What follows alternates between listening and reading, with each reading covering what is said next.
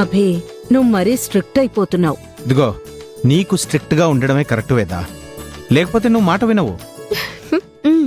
నా మాట విని అభి చెప్పినట్టు తిను, లేదంటే పనిష్మెంట్ ఇస్తుంది. కరెక్ట్ గా చెప్పారు అంకుల్.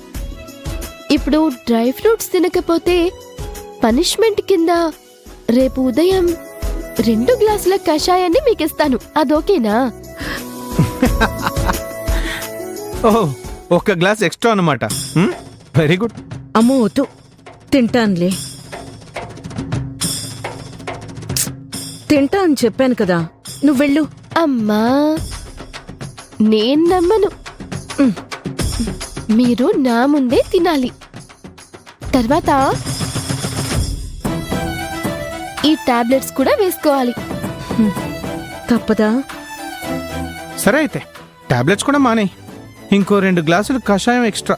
మీరు ఊరుకోండి, తింటాను, టాబ్లెట్స్ వేసుకుంటాను.